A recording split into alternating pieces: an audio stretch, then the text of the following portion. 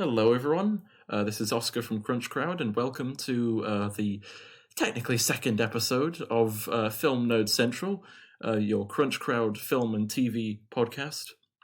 I say kind of second episode, kind of first episode, because, of course, we had a pilot episode of Film Nerd Central about just over a year ago now. I'd say that's kind of a pilot episode, so we can call this episode 1. And we had Josh Hodge as a guest last time, and I'm happy to say we have Josh Hodge again. Hello, Josh. Hello, I'm here again. Talk about films and stuffs. Yeah, films and stuffs. Great, yeah.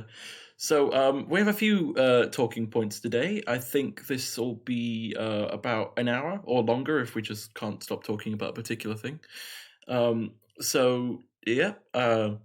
Grab some popcorn or whatever you like to eat for a snack and settle down, because we're going to talk some film stuff.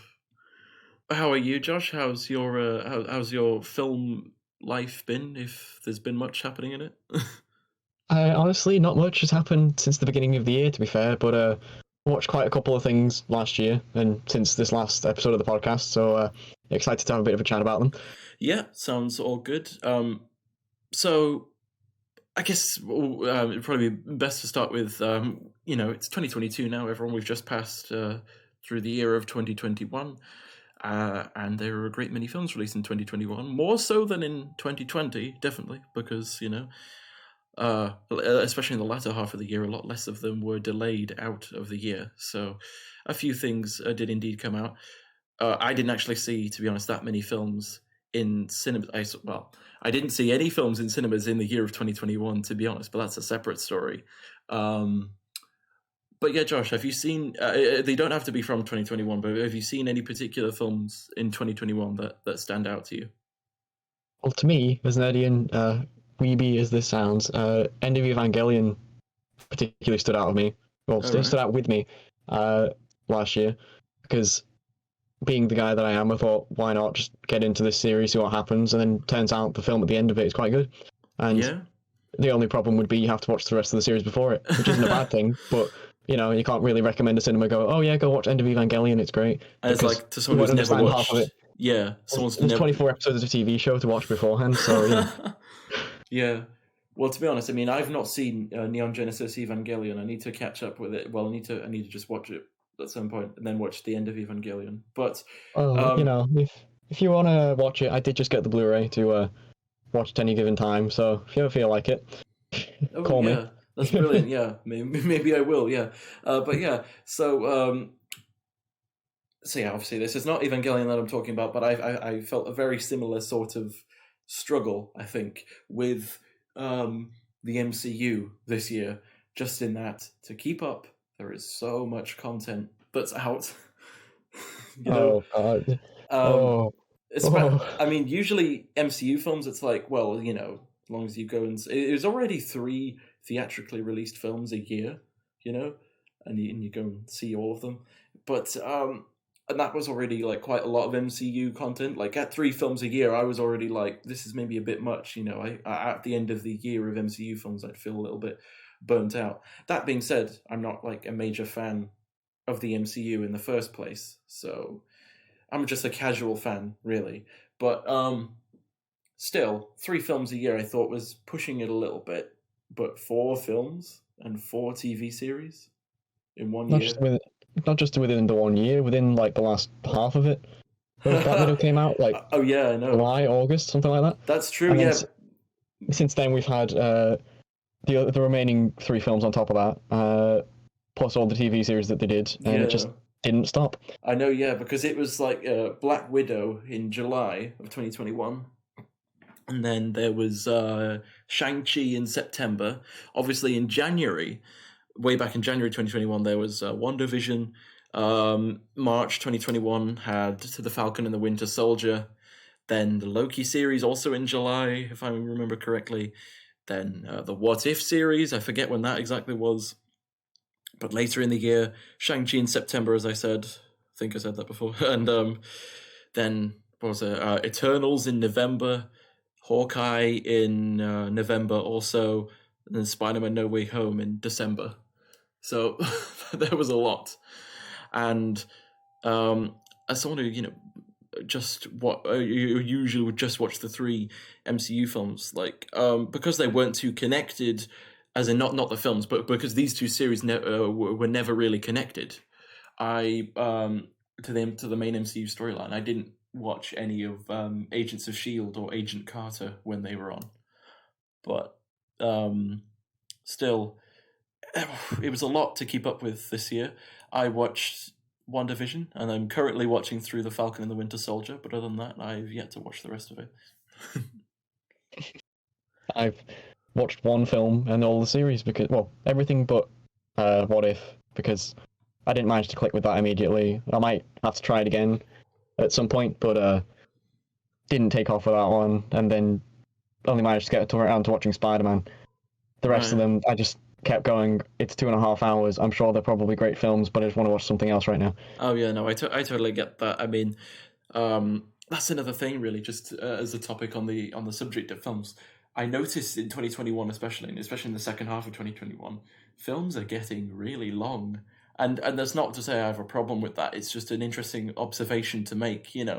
That in the second half of 2021. Was Eternals at 2 hours and 35 minutes, I think, or something, or between 2 hours 35 and 2 hours 40. The Matrix Resurrections is 2 hours and 28 minutes, and same with Spider-Man No Way Home.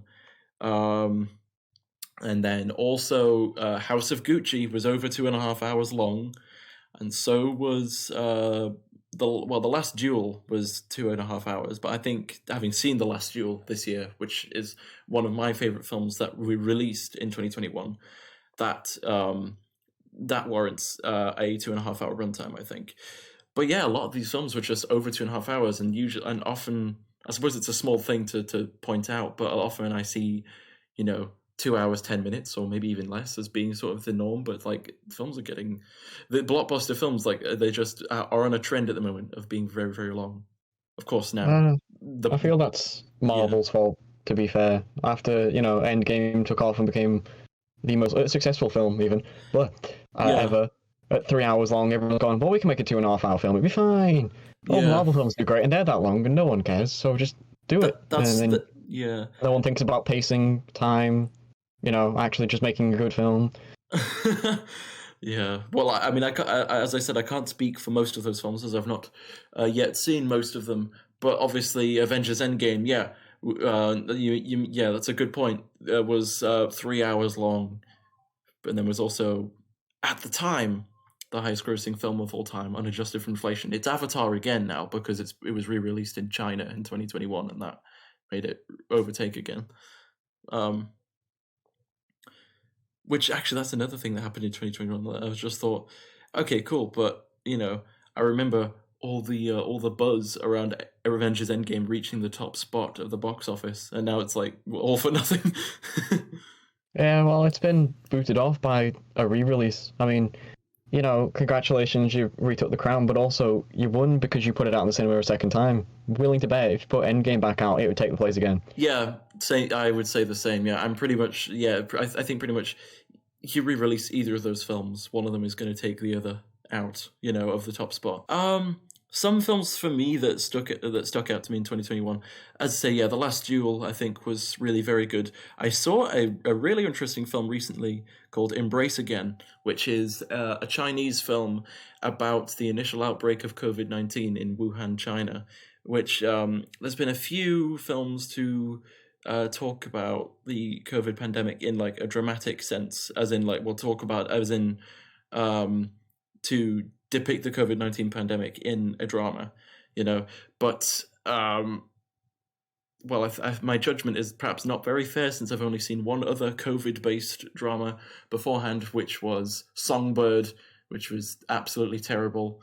Songbird, which is set in a dystopian future of 2023 where the virus has mutated to COVID-23 and everyone is in lockdown and there's like military patrolling everywhere and whatnot. It's basically like what I imagine the COVID pandemic to be honest, quarantine zones and lots of military presence. Pretty much it felt very exploitative of the COVID-19 pandemic because it's just like, oh hey, we can just be topical and put, you know, COVID is the name of the virus that's sweeping through the nation and the world in this film, even though really you could replace it with literally any other contagious disease and put off and you know, have the same effect. Plus, you know, characters make dumb decisions, dialogue's really dumb, acting's bad, all of that sort of stuff. It's produced by Michael Bay. It's not directed by him, but still worth mentioning.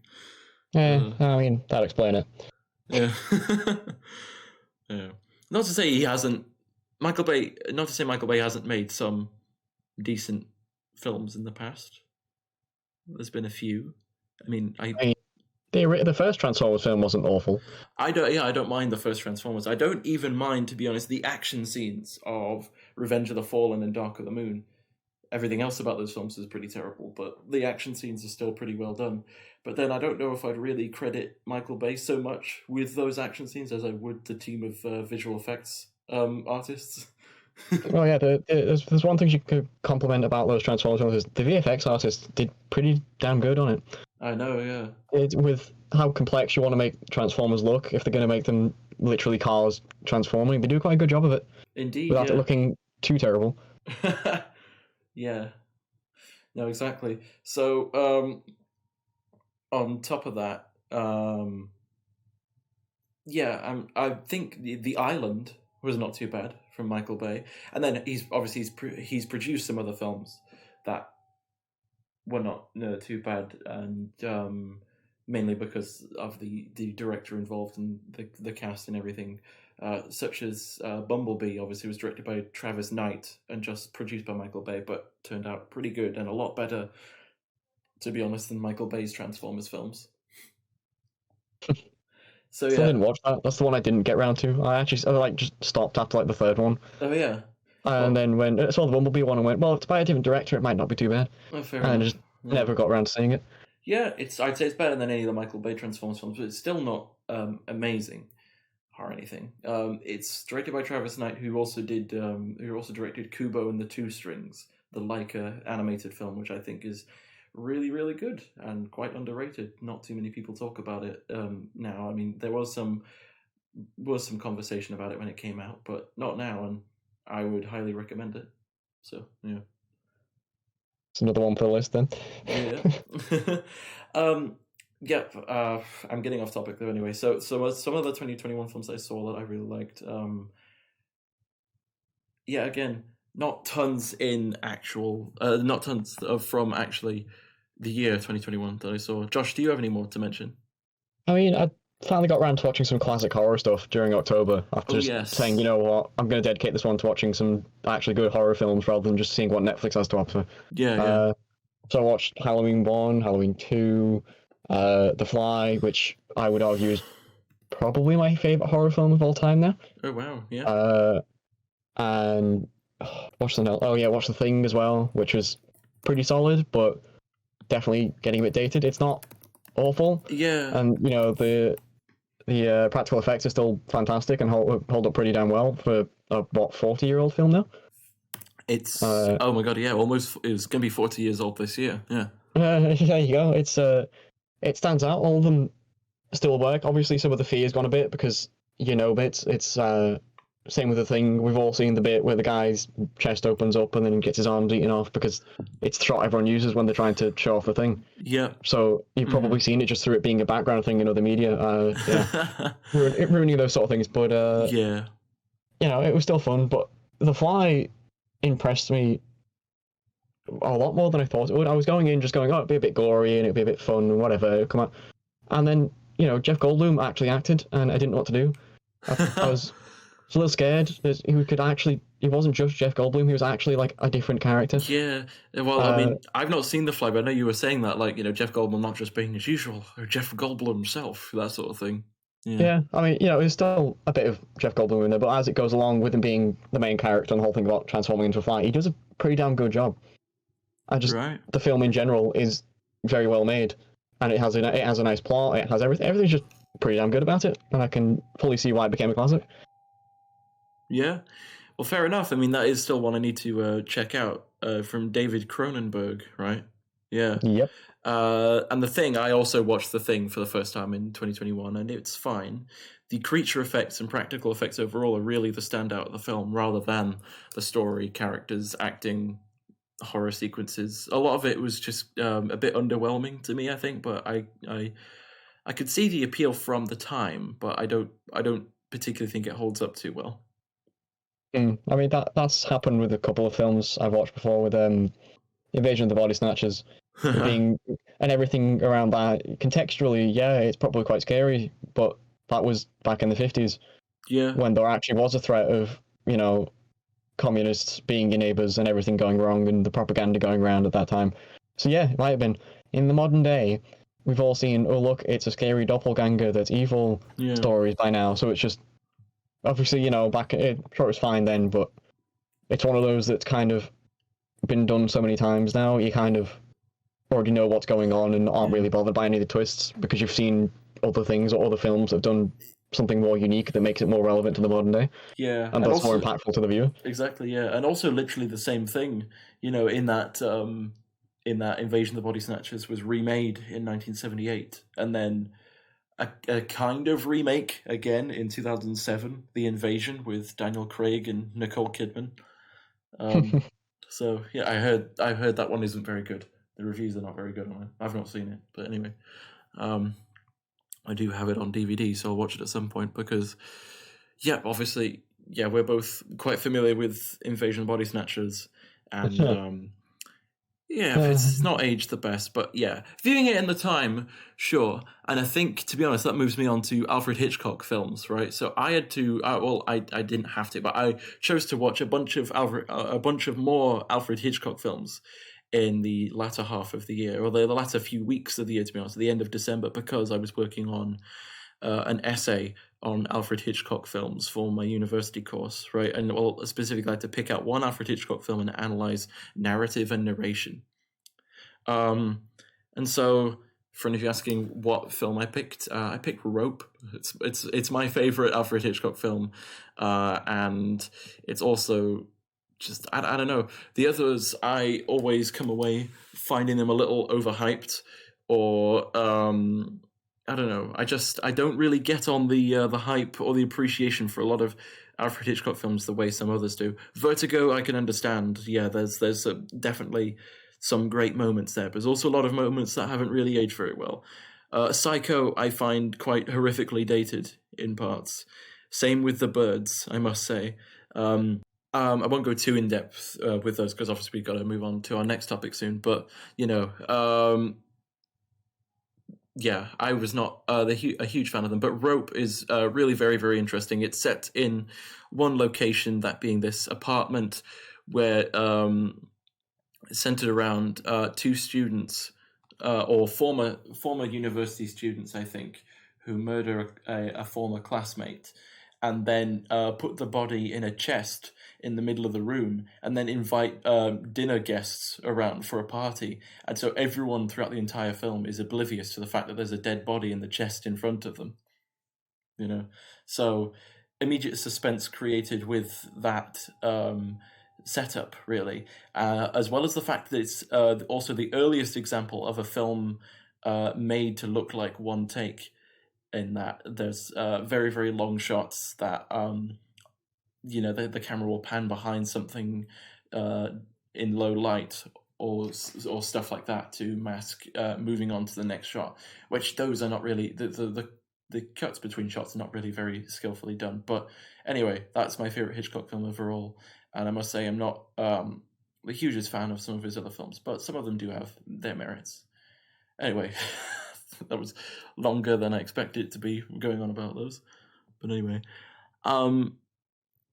any last thoughts on 2021 films, Josh?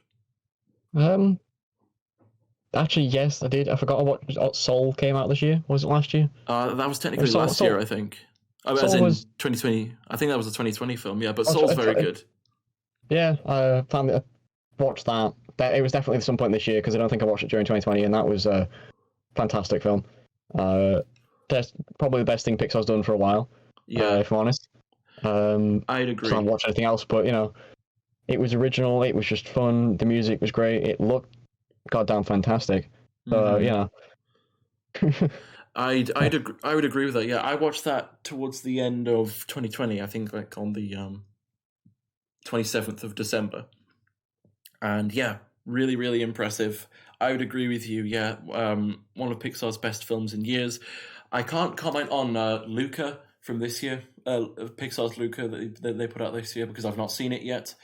I will get around to watching that at some point, but still, I don't want to be prejudiced towards whether that film's going to be good or not, but it's going to have to be very very good, I think, to top Soul. Oh, definitely. Like Soul was beautifully creative in what it did. It's one of those. It actually feels like old Pixar when they used to just pull out these really interesting creative films where you didn't expect know what they're going to come do next. They weren't trying to make sequels or something that appease the masses. They kind of just made a film based on the limitations they had at the time, and then that's true. Made Yeah. it good. They went from a couple of toys to monsters to superheroes to everything, and now it's Yeah. become a bit more mundane. And you go back to Soul, and it's so different to a lot of what they put out recently. And it's just nice. It's just a nice film. Indeed, yeah. I'll tell you what. Oh, sorry, Josh. Do you have any more films you want to mention? Not particularly. I'm sure there'll be something somewhere, but 2021 was a long year. There have been some film I watched that stood out a bit, but not enough for me to remember right now. Yeah, fair enough. I'm just on my Letterboxd at the moment to bring up a few that I saw. I did see Raya and the Last Dragon from Walt Disney Animation Studios, but to be honest, I found it a bit generic and dull. I wasn't particularly engaged by its story. It's all right. There's some okay sequences, but I don't know. I think it was kind of a low point for not like a lowest of low point, but a lower point for Walt Disney Animation Studios compared to like what they've put out recently. Full disclosure, I didn't see Frozen 2 because I'm not really a huge Frozen fan, but That's fair enough. I somehow managed to actually enjoy the first one when I watched it as a kid, and then I've grown up since then and gone, I really can't be bothered with the sequel, thank you. Yeah, no, first Frozen's okay. It's still not like this. That film is still not the strongest in Walt Disney Animation Studios. I would watch Wreck-It Ralph over it any day. But, Oh yeah, Wreck-It Ralph is definitely the better film of the two. It's more enjoyable, and again, a bit more of a unique concept than just another princess thing, and they sing, and then they get sad, and then they get happy, and everyone's okay. Fair enough, yeah. What was I going to say? Yeah, back when it came out, I watched Ralph Breaks the Internet, and actually really, really liked it at the time, and found it to be a worthy sequel to the original. And just really liked the messages that it had and everything, and everything. And yeah, I just enjoyed that film quite a bit when it came out, But then I decided to watch it again last year, and I was just like, I don't know why I like this film so much, Second time around, I just found it pretty disappointing. And whereas before I thought that, I wrote a review on it back when I saw it, and I was like, "Oh, Disney's using its bunch of IP to make comments on." I forget exactly what I said. Give me one quick second. But yeah, that was the thing. Is like I was essentially defending Disney's usage of so many of their IP and what they had. Like, yeah, I said it uses these franchises and advertisements to acknowledge just about every criticism that's been leveled against Disney in recent years. And that's kind of true. I kind of get what I was talking about then, but still, I do think watching it again, that's true of maybe the Disney product placements, but the Amazon product placements, the eBay product placements, the Twitter product placements, no, they don't need to be there, But of course, it's part of this kind of recent movement of films with tons and tons of product placement like that, like Ready Player One. It's definitely a post Ready Player One film, even if it only came out like 9 months after Ready Player One. No, it's like 8 months, I think. Yeah. Anyway, so have you seen Ralph Breaks the Internet, Josh? I did eventually end up seeing it on DVD, sadly, but you take what you can get, and it was fun enough. Honestly, to be honest, I don't remember a lot of it, so that says quite a lot about the film, but it was enjoyable. I didn't have any particular problems with it. It was fun. The Rick Astley joke was pretty good, Oh to be yeah, honest. That was pretty out of nowhere and got a bit of a smile out of me, but yeah. yeah, a lot of it Uh, was very much sort of enjoyable to an extent, but not the greatest thing I've ever seen. yeah. I know, I get that totally. Quick spoilers, everyone, for Ralph Breaks the Internet. But yeah, speaking of that Rick Astley joke, I was, I think I was like one of the only people in the cinema by the end of the film because it's a very final post credit scene where that happens, and I think I think there were a few people around, but I was one of the only people just sitting there, when waiting to see if there was a post credit scene No, it's coming not up, like and I was like, "Yep, there it is."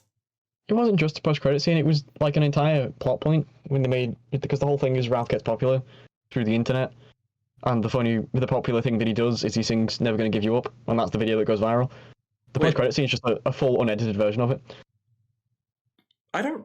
Sorry, I don't remember that exactly. Like, what was it Ralph singing "Never Gonna Give You Up" in the film? I thought it was just the post credit scene. No, that was like the plot, more or less. As much as I forgot half it was that Ralph got popular, and people started spreading and sharing and going, "Oh, look, this is Ralph. He's quite funny because he did." Oh, maybe it wasn't. I swear it might be. Maybe I'm just misconstruing it, but Mhm. there's a Rick Astley joke in there somewhere. No, yeah, there is a Rick Astley joke in the post credits. It might have been in the main film also, but to my knowledge, I remember it being a video of Ralph's face being like, blown with a leaf blower, and him saying, "I'm going to wreck it," was the video that got him viral. And Probably no then better than I do. To be fair, you've watched it twice. I've watched it once at some point. Oh, I don't fair even enough. remember when I watched it. So Yeah, well, yeah, no, I get what you mean though. Anyway, point is, everyone, there's a Rick Astley joke in there somewhere, and it's vaguely funny because you don't expect Disney to do the joke, even though, as far as Disney being topical, it doesn't really qualify because the Rick roll has been a thing since like 2006, 7, something like that. So, yeah, it's films tend to be topical for you. They're yeah. either bang on the door or miles off, and you just start like going, "Did you write the script like 10 years ago accidentally, and then only just finished writing it or something?" Oh yeah, well no, exactly. That's the thing. I always say. Well, I mean, I always say I've not actually said this in a podcast or on a stream or anything. So I've not always said this publicly. But really, and many other people have said this. But I think if you're trying to put topical references in a film that will date themselves very quickly, it's just not worth it because you'll write it in a script. Months or even years before the film is finished and released, and by that time the joke will just be woefully out of date. Like I particularly remember in 2016 how many films, 2016 in particular for whatever reason, how many films had jokes about hashtags or just social media in general, which I guess you could argue that's always relevant because people are always using social media in the modern day, and hashtags, like, right, fine, fair enough, but still they come across as very, very dated. Like, oh, actually, there's another one that doesn't really have much of an excuse, to be honest, because I would imagine the show is produced on more of a regular schedule than episodes produced years in advance. But there was a recent Family Guy episode I saw a clip of recently where they do a joke about the "to be continued" meme, but like 3 years after it was relevant. Oh my god! I mean, just leave it alone, okay? Here's a hint for all Family Guy creators out there: leave it alone, please. Yeah. Well, I to know be you're trying to be honest, funny, but the general audience you're going for don't know what that joke is. yeah. Shh. Simple as. Well, I feel like they might, to be honest, because I feel like most of the core audience of Family Guy at this point, or at least the audience they had in the early years of its run, have just jumped ship now and moved on to watching another cartoon, another Oh, level you'd be cartoon. surprised. I know people who watched the original bits of Family Guy who are still watching it now. Oh, right. Well, Yeah, fair enough. so I mean, that's the thing, because I love early Family Guy, the first 3 seasons of Family Guy, before it was cancelled and then brought back. And there's still some standout episodes from there onwards, but, things get really bad after a certain point, and yeah, after a certain point, it's just kind of a point of no return kind of situation. There are some Family Guy episodes that are so bad, but anyway, we're getting off topic.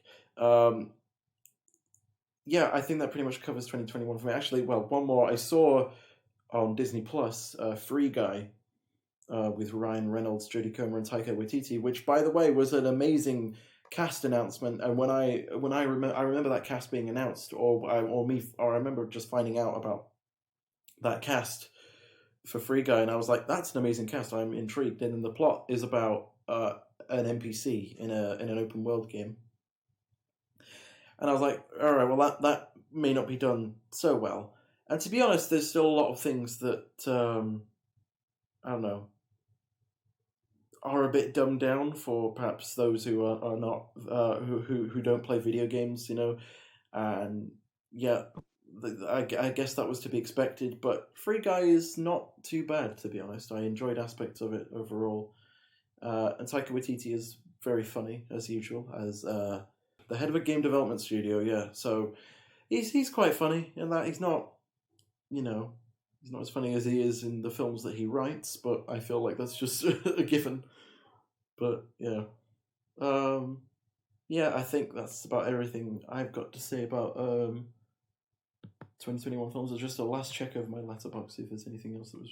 Oh yeah, well obviously, the elephant in the room, No Time to Die, finally came out in 2021 after a year and a half of delays.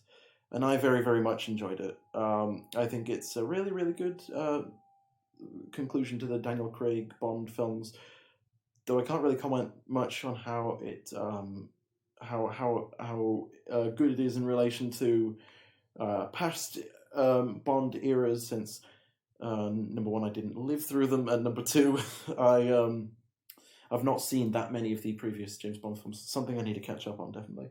But yeah, Godzilla vs Kong was a... Josh, did you see Godzilla vs Kong? Did not. I had a vague idea to watch it, but just never got to it. Right, fair enough. It's fine.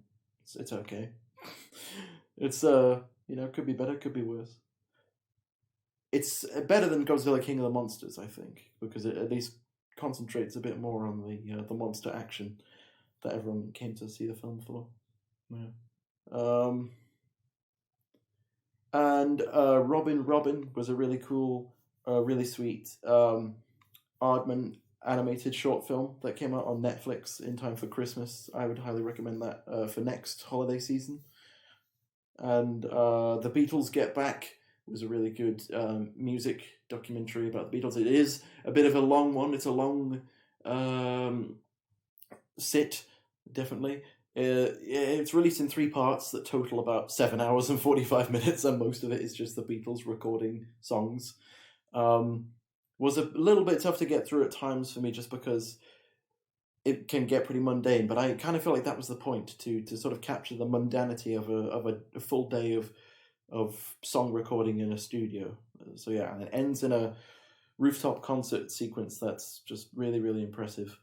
And another one is the final one I mentioned is Power On: The Story of Xbox. Josh, have you heard about this one? This is a 6-part documentary series about the history of Xbox, produced by Microsoft. I don't think so. Oh right, yeah, but yeah, yeah. It was quite enjoyable. I think Microsoft were quite brutally honest about their mistakes and also their successes with the Xbox brand, and Xbox and Xbox 360 and everything. They have a whole episode dedicated to their missteps and failures with the Red Ring of Death on the Xbox 360, and also a portion of the final episode is dedicated to their complete mess up with the reveal of the Xbox One. Don Matrick coming out, and I was surprised they even featured a clip from Angry Joe's rant about the Xbox One, and also a clip from the famous supercut of every time someone says TV or television in that conference. So yeah, But yeah, no, pretty worth watching overall. The last episode in the second half kind of just turns into a big commercial for Xbox and Microsoft, which you'd expect. But yeah, just turns into a big advertisement for Xbox and Microsoft. But yeah, and Xbox Game Pass, of course. We mentioned some video game movies earlier. Actually, you know what another one I forgot to mention. The Mortal Kombat film from 2021. Have you seen that, Josh? I forgot that happened, I'll be honest. Yeah. That kind of just existed for a bit and then didn't. Yeah, no, to be honest, I prefer it to the 1995 Mortal Kombat film, which is a statement that might be seen as controversial by some. I just don't particularly like the 1995 Mortal Kombat film. I think it's overly cheesy. And it's also PG-13, which I think just explains itself. For a Mortal Kombat film, and I know there's still some ways it could be good at PG-13, but I don't know, capturing the super violent spirit of the Mortal Kombat games, yeah, you would need something more like this, which is R-rated and quite violent. Yeah, Mortal Kombat is actually pretty good, I would say. Well, as a Mortal Kombat film, there's a lot of it has a lot of shortcomings, I think, as just a film in general, but as a Mortal Kombat adaptation, I think it's quite successful. And that brings me on into the topic of video game movies in general, which at the time of recording, which is the 28th of January today, there are 2 weeks left until the release of the Uncharted film starring Tom Holland and Mark Wahlberg, the worst casting choice in history. I would say, well, one of the worst anyway, for these characters. Any thoughts on the Uncharted film, Josh?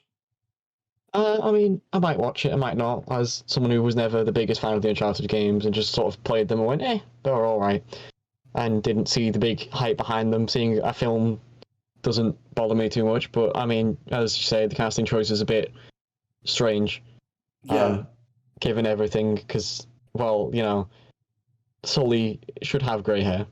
Mm-hmm. So why they decided to get like a 40-year-old man to play one that's at least 60, I don't know. Well, there is an explanation for at least that part, in that it's an origin story of these characters where it's young Nathan Drake and also young Sully, which But how young is Nathan Drake supposed to be? Because you've got a young Nathan Drake thing in the original, you know, as doing their best to rip off as much of Indiana Jones as possible, especially once you get to Uncharted 3, but that's an entirely different topic altogether. And, you know, you have a young version of Nathan Drake then, and he doesn't look anything like Tom Holland.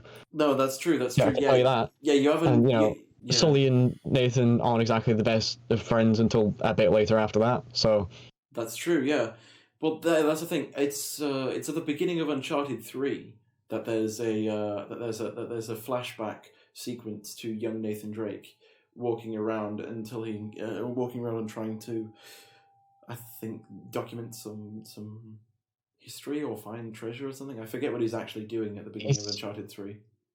I mean, the young version of him is the general. Well, I remember the reason why they meet up is because Sully and Nate Nate tries to steal something that Sully already owned, and then, you know, things escalate from there, and he goes, "Oh, you're pretty good," and he goes, "Cool, let's be friends." Yeah, no, exactly. But even then, they're still a bit, you know, against each other, because one of them just stole something from the other, and Nate's supposed to be young and naive and not really understanding what's happening, and he's just trying to, you know, I'm the cool kid because I'm a teenager sort of thing going on. Yeah, I'd say which is why, again, it's weird when you get Tom Holland in there. It's like, so what's this a little bit between what would be the first game and the flashbacks from the third game, or what?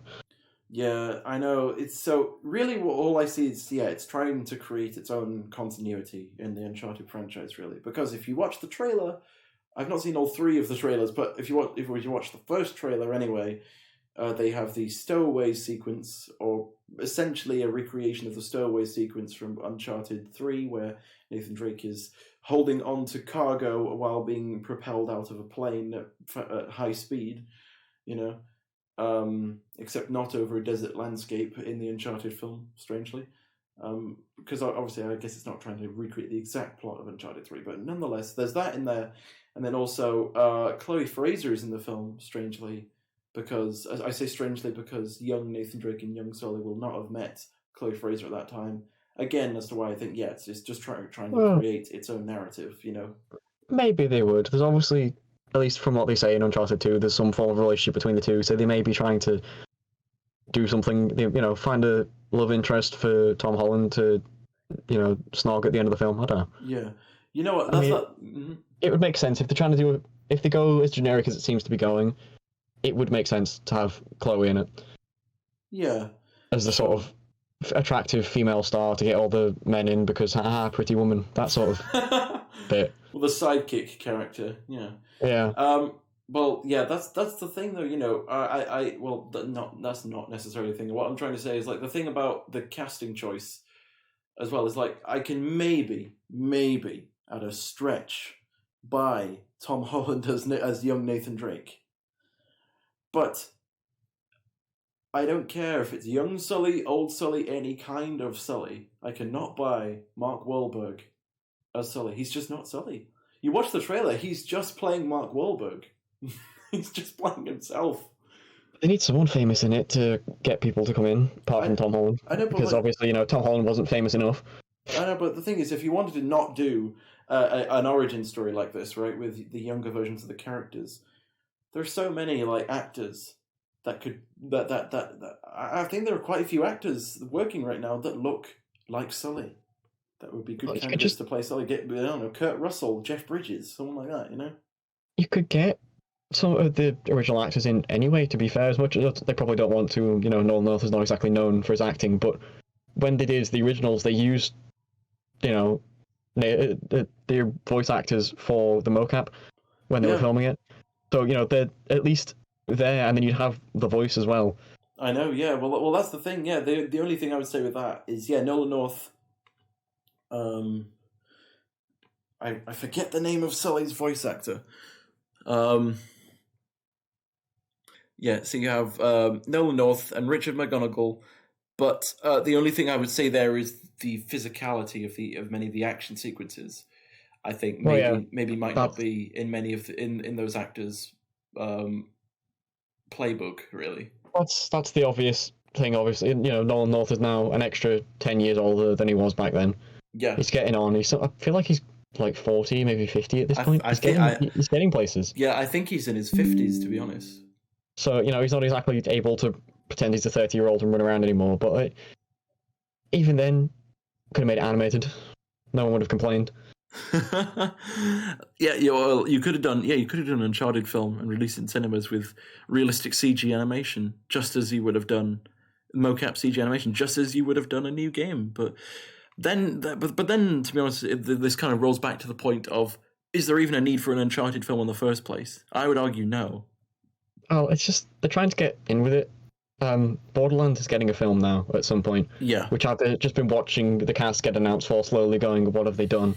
Like Jack Black as Claptrap is a good choice, I reckon. Except, and here's the kicker: he's going to be fully CG, and you're not going to see his actor in the film, right? Mm-hmm. So why not get the actual voice actor from the game? Oh yeah, well you're right there. Is that not the obvious choice to go? Oh well, it can't be the original because the one from Borderlands 2 things and controversies happened, so they got a replacement for Borderlands 3. But there is still a Claptrap voice actor in existence that you could get in to do the film. Mm-hmm. So why not? Because I'm not complaining about Jack Black. I'm sure Jack Black has the ability to do exactly what he needs to do, but it's still like anything else. On that, and Cate Blanchett is Lilith is a weird thing because Lilith is supposed to be the sort of sexy vixen stereotype thing. So yeah, she's young. Like Lilith is like at most like 25 or something in the games. Right. And why did they get Cate Blanchett in for that sort of thing? Like I'm again, Cate Blanchett is not a bad actor, but there are better actors for the role, or at least age-wise and appearance-wise. Yeah, of course. The other thing that I talk about with that kind of thing of like, why not just get the original voice actors, is a very controversial film as of recently, the Super Mario Brothers movie from Illumination. Oh God, no! Don't. Should we get Charles Martinet in it? Yes. Should we make him play Mario? No. Yeah. Why not? Exactly the point I was going to say. What? You've got Mario's voice actor, and you're not going to use him to voice act Mario. I know you're going to use Chris Pratt instead. But we're going to have him come in and do cameo roles. because clearly that's a smart thing to do, and not just get Mario's voice actor, who's already working on the film with you, to voice Mario. I know. Why not? The other thing I was thinking is that just fundamentally the direction the Super Mario Brothers movie is going, I think, is a bit off. Because clearly they're trying to do a typical Illumination animated film with a typical Illumination humor and plots and everything, but just with Mario characters. And that to me is not capturing the spirit of a Mario game. Sorry, yeah? Well, it's because Mario never needed a film. When have you ever played a Mario game and gone, wouldn't this be great if there was an hour and a half long version of it with all the plot? Yeah, no, I've never really thought that. Only if you were to adapt a specific game's story to film and but make even it. Then, yeah, there isn't a story. Like, okay, the RPGs exist, which is whatever. I've never gone near them, so I don't know if the story in them is any good. I've just heard they're supposed to be quite good. And then, if you think mainline Mario, which is probably what they're going to go with this sort of thing, the plot has been the same for God knows how many years, 30-odd years, and then in Mario Odyssey they changed it ever so slightly at the very end for basically the biggest plot twist in gaming history. And, you know, that was interesting, but it took them 30 years, and it was basically just an offhand, haha, isn't it funny if this happens instead? And it's not, you know, by the time we get around to the next game, the plot will be the exact same again. It's just this one time they came with something a bit interesting. You know, and I'd argue Odyssey is one of the more story-based ones in it. There's more story-based cutscenes. When you go to something like Super Mario Galaxy, there's like the beginning cutscene, there's like one cutscene when you fight Bowser that says, this is what I'm doing, and then you get the end of the game and that's it, really. Yeah. As opposed to Odyssey, where you got little tidbits of story throughout, and this whole world-building thing going on. Yeah, well, that's what I was gonna say. Odyssey of any game would be the one you adapt into films, but they're probably into a film, but they're probably just going to do the standard save Peach from the castle sort of thing. Yeah, and somehow they'll think it's funny. It worries me, because also, you know, Shigeru Miyamoto's so happy that this film's happening, and I want him to be happy because he's a very happy man, and it's very wholesome when he gets to Mario. Like when he announced Mario Land in Japan. Yeah. And he came out and he referred to Mario and Luigi as his children, and it was just kind of cute. But yeah. I feel like he's going to be very disappointed in the end when he gets this out the other side and goes, oh no. Yeah. No, I mean I do believe that he trusts Illumination with the project, but I can't help but think that I mean I'm hoping for this film to be good, but I'm imagining it might well not be, and unfortunately it seems like, you know, Shigeru Miyamoto might well be disappointed by the end of this. By the time it comes out. It's that, or I'll be incredibly happy and over the moon, and oh my god, my characters that I made however long ago in a fully featured animated film that's in cinemas across the world, which, you know, is an achievement. I'll give him that. Yeah. Yeah, definitely. Well, you'd argue in terms of story, you know, that Zelda, The Legend of Zelda, would be the franchise to adapt first over this, you know? There's a lot. Metroid you could adapt. Metroid has, like, a horrifyingly in-depth story when you look into it. Obviously, you know, it's Nintendo. They like to pretend Metroid doesn't exist until people spend 20 years going, can we have another Metroid game, please? And they go, hey, all right. And then it's really successful. Yeah, and then it sells, and the only problem it ever had was the guy who made God of War said, I didn't like it. And it's just sort of, okay, what's the problem? Oh, well, it's too big. It's SNES game design. It's that generation coming through, and all the videos pointing out the fact that he's just really stupid and trying to find excuses to hate the game when really, like, there was one where he's going, I can't get out of this room. I really don't understand what's going on. And he's trying to give all these examples. Sorry, I thought... Yeah, no, go. But you're talking about David Jaffe, aren't you? No, I'm talking about the guy who made the original. Yeah, the original, the PS2 ones, and always complains about that. He's gone on record a lot of times recently, actually, as saying some controversial things about games in the game industry. Given the fact that he complained that he didn't understand what was going on, even though there were various videos that came out without seeing that, just going, it was quite easy, and this is why, and here's all the tricks they use to actually guide you going places. And then, you know, I wouldn't know what to do, really, because you're locked. And then he kept running off going, look, because I can go through this door was locked. Can go through this door was locked. Can't go through here, this is locked. The one and only obvious path left was the one that he had to take. But then he ran around telling everyone that it wasn't the obvious path. Might have been a big sign that says, do this. And he's all gone, I don't know if I'm doing that. But anyway, that's video games. But you know, the Metroid part of it, Metroid itself is very in-depth when you get there. and there's a lot of story to it and lore behind everything going on. And there was a little manga thing that they did a while back, and there is a lot of depth and a continuous plot to Metroid that you could adapt, and you can make an action film out of it. They wouldn't be able to make one without Samus talking all the time, and it would ruin anything about Samus as a character, but they could try. Mm-hmm. Yep. It's better than Mario. The only thing I would say on Metroid is that, at least to the average person on the street, it's not as recognizable a franchise, but other than that, it's absolutely more of a much better candidate for a film adaptation than Super Mario.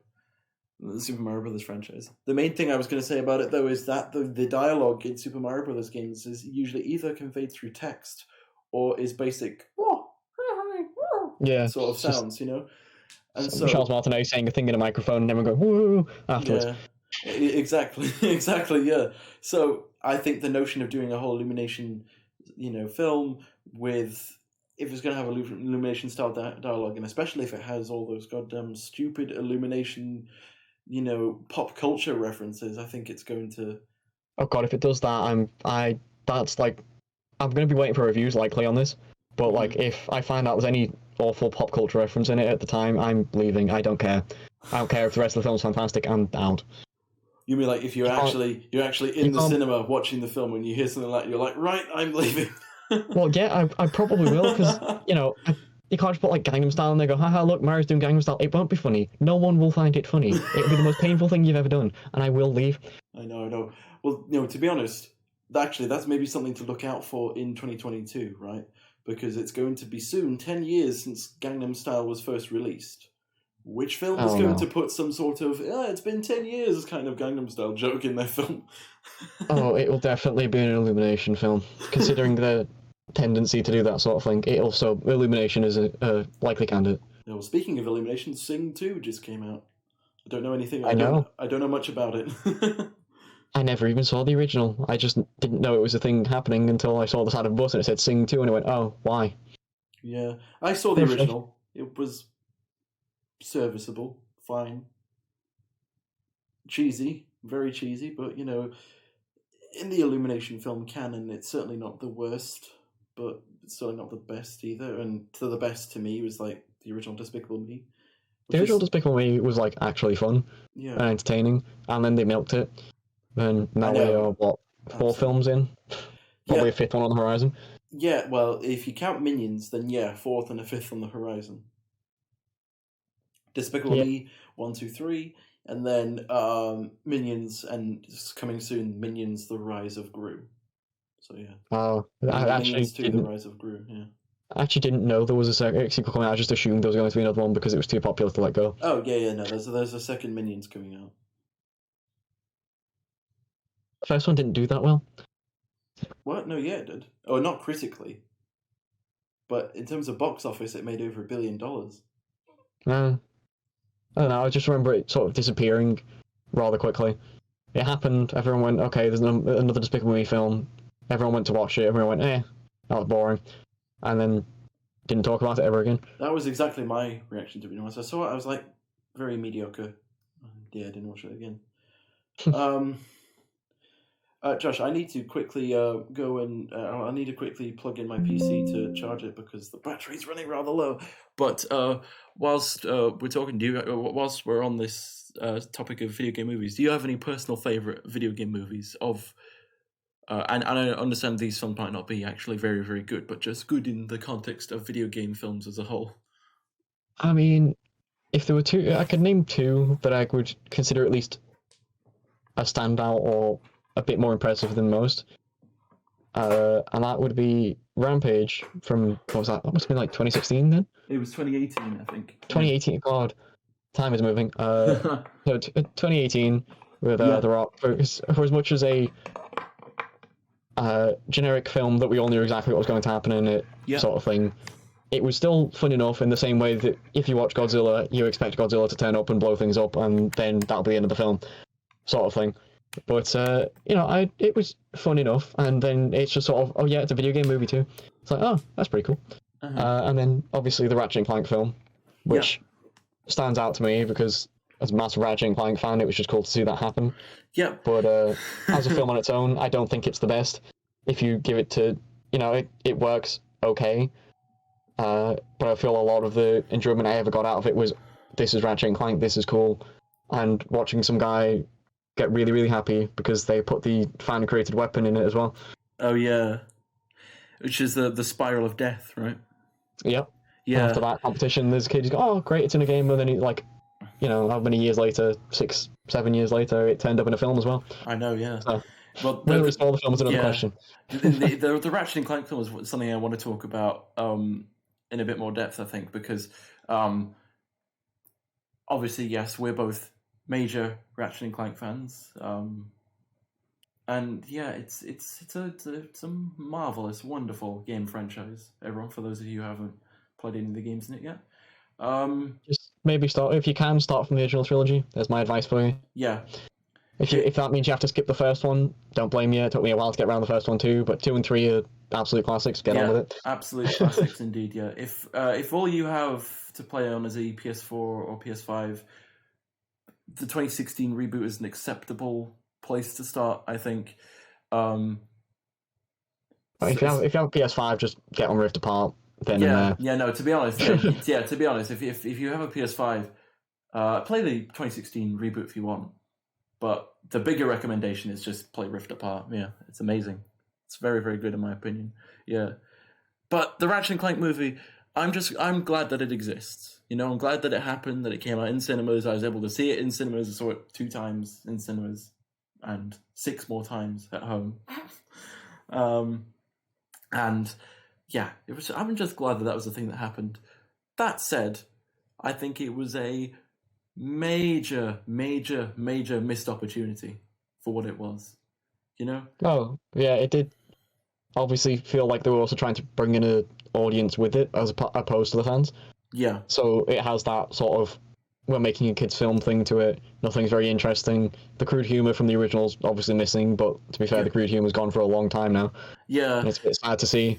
You can tell, the writing of the later stuff, even in the games, gets a bit more child friendly and sort of, let's just get the kids in this time. And it's like, that wasn't what made Ratchet and Clank special. Yeah.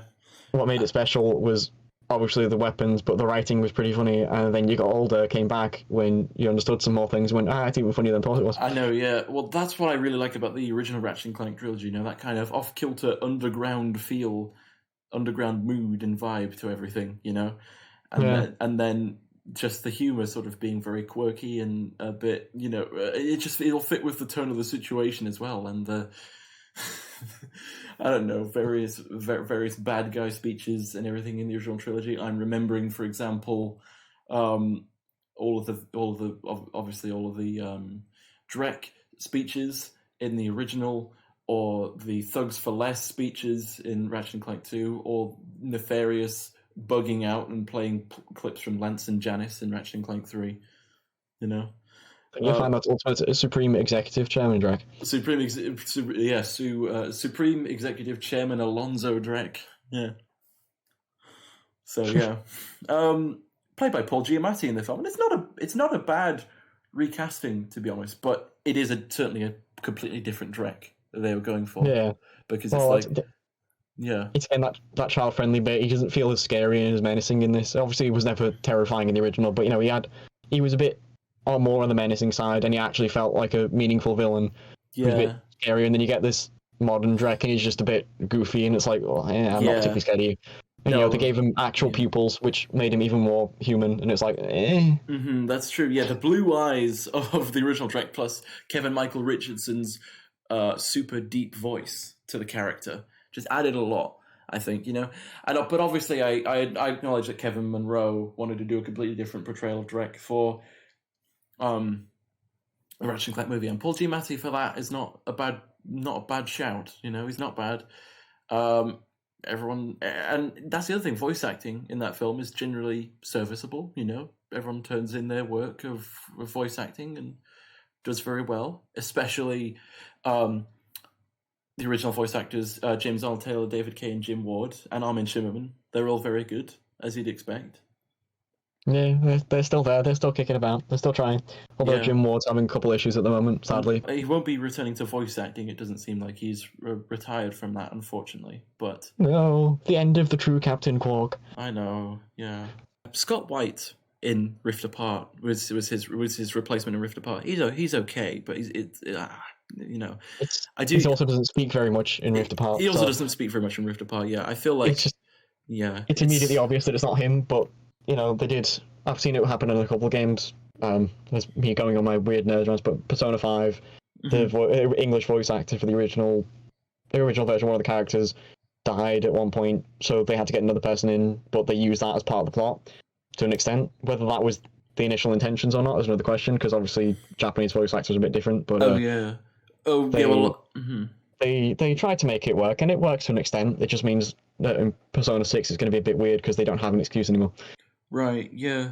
Well, that was the thing, yeah, that obviously begs the question whether Rift Apart was originally a less Captain Quark-centric story, or if that was changed because of Jim Ward's health. Well, I feel it probably was, because the only two people who go across and do the whole interdimensional bit are just Ratchet and Clank.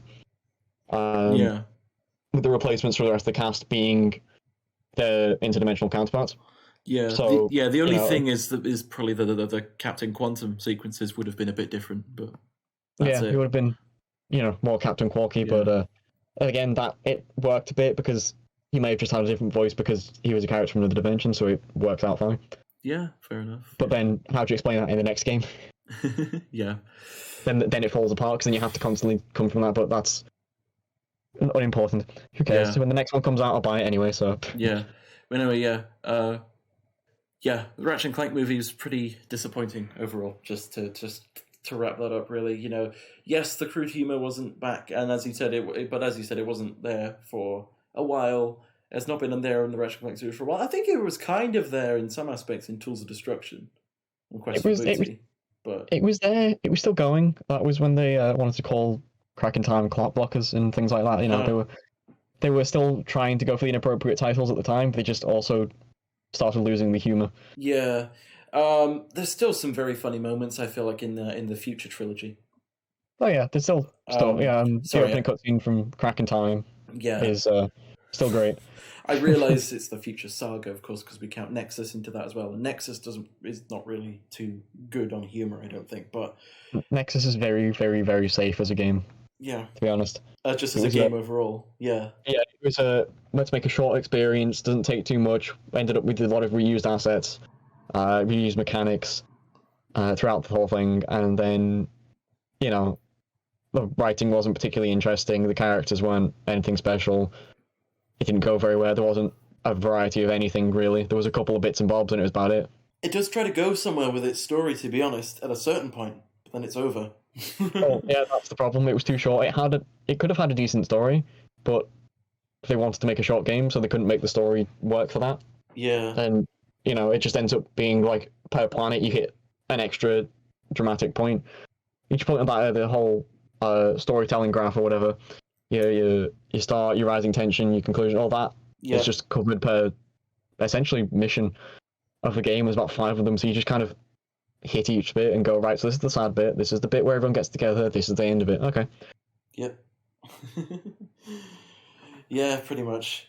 Gameplay-wise, it still delivers, though. I think Ratchet and Clank Nexus, it's still fun. Yeah, it's still the clean platforming and shooting that you'd expect from a Ratchet and Clank game at this point. Yeah, plus some anti-gravity netherverse stuff, because obviously it was originally called Into the Nether Regions. But yeah. Anyway, back to films rather than games. Yes, I know. Well, I mean, it's still kind of relevant since we're spinning off and talking about the Ratchet and Clank franchise from the Ratchet and Clank film. But yeah, just the humor was, I think, in the Ratchet and Clank film even more sanitized than it had been in the recent games. Really, it was about it was about on par with what you had in the Ratchet and Clank 2016 game, which I think is still phenomenal in terms of gameplay, but a real letdown in terms of story and writing and characters. That was the film's fault, to be fair.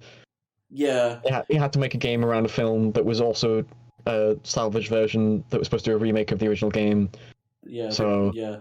The game based on the movie based on the game was the tagline for a reason, of course. Yeah. Hmm. It was a marketing line for a reason. Yeah. So the other celebrity voice actors were okay. It was a bit odd to cast Sylvester Stallone, to be honest. But I feel like that's where most of the budget would have gone. You've had to get Sylvester Stallone in, and you made him say like 4 lines in the entire film. Yeah. It also, I suppose, I mean, it doesn't necessarily go without saying, but obviously the Ratchet & Clank franchise is not a huge, it's not an absolutely huge name to your average person on the street. So, and that on top of poor marketing, lack of marketing, and bad reviews, and releasing on the same weekend as Captain America Civil War and various different things, meant that the Ratchet & Clank film bombed at the box office. But I don't know. As I said, I'm still glad that it happened. Just the novelty of watching Ratchet & Clank on the big screen was worth it. I think it was worth all the shortcomings. But I know this will probably never happen. We're probably never going to get another Ratchet & Clank film in cinemas, unfortunately. But if it ever does happen, do better, whoever makes it. Please try to do better. And maybe don't... I mean... Yeah. It might be slightly better, because at least they won't have to try and copy the original plot points while tweaking them to add an entirely new character that wasn't there in the original, just because, why not? He's popular, let's get the fan-favourite villain in, because we can. At least this time it would just be, we had the fan-favourite villain, let's just make our own original plot and leave it from there. Yeah. It would be really interesting to have a Ratchet and Rivet story on film. Well, it should be interesting to see more of them in general. Yeah, no, that's fair. But we probably won't, which will be the sad bit. Yeah. Because Rivet was quite good, but then I'm probably never going to bring Rivet back. Unless it's for like a cameo, in the same way that you have Talwyn existing, and then sort of existing for a bit of a couple of one-liners here and there. I don't know though, because I don't know because Rivet was actually whereas Talwyn wasn't a playable character, Rivet was a playable character, So maybe I'm hoping in the next game they at least have some sort of conclusion to Rivet's story, in that. Okay, I'll put a spoiler warning up here, everyone, for Ratchet & Clank Rift Apart, just briefly. I'll flash a time on the screen when we will stop talking about... whenever we stop talking about Ratchet & Clank Rift Apart spoilers. But there's your warning. 3, 2, 1... Okay, so the ending to Ratchet & Clank Rift Apart, where everyone goes off, or is implied to go off to the Lombax dimension with the Dimensionator to explore the Lombax dimension. I'm thinking that really needs to be explored in the next game. Oh, it better be, because they set it up. I know. Yeah. We spent the whole game setting it up. We spent the whole game trying to get to that point. Pretty much. I mean, you spent more than that. It's been rumoured as a thing since Tools of Destruction, way back in, 2007? Oh, no, I know, actually, yeah, that's the point. It's like, you should go and see the Lombaxes, because, they'll they're your family and all that. That's been a plot line since Tools of Destruction, so... Which makes it a 14-year-old plot line that still hasn't been resolved, effectively. I know, yeah. And it won't be resolved for a few years yet, because, of course, Insomniac is going to be hard at work now on Wolverine and Spider-Man 2. Yeah, so ready to wait for another decade for another original Ratchet & Clank game? Yeah. Oh well, they're good when they come out. At least. Yeah. Well, Rift Apart was a little disappointing to me in terms of story, but gameplay delivered on all fronts. Characters were really good also.